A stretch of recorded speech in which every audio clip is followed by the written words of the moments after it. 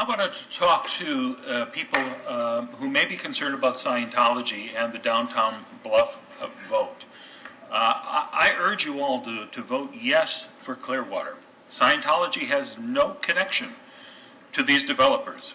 This is an incredibly powerful, well-financed, and well-experienced team of developers who are working on this, and they're not going to be intimidated by Scientology.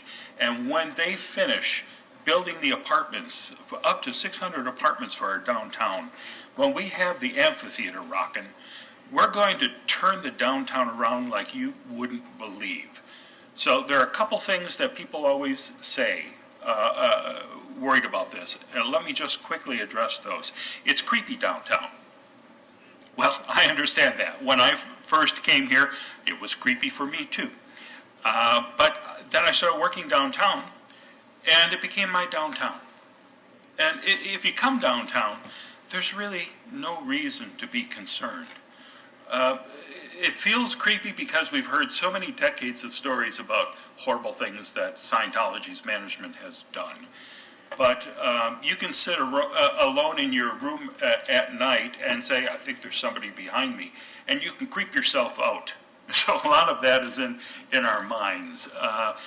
Believe me, when we have all of these people living, working, and playing downtown, it's going to be a beautiful thing.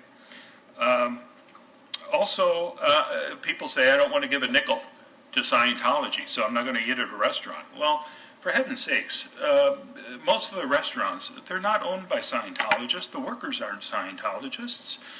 A restaurant like Clear Sky is in a building owned by a Scientologist, but let me say this, that Scientologist is doing the right thing. He's allowing a business to not only operate, but to thrive. And that's what we need.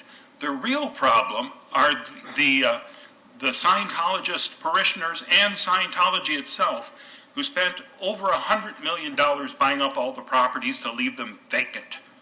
That's what we need to object to.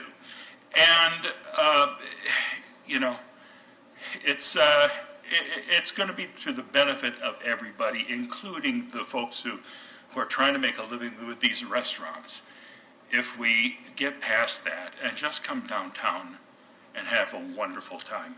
So I urge everybody to please vote yes for Clearwater, and we can stand up to David Miscavige and say no to him. Thanks.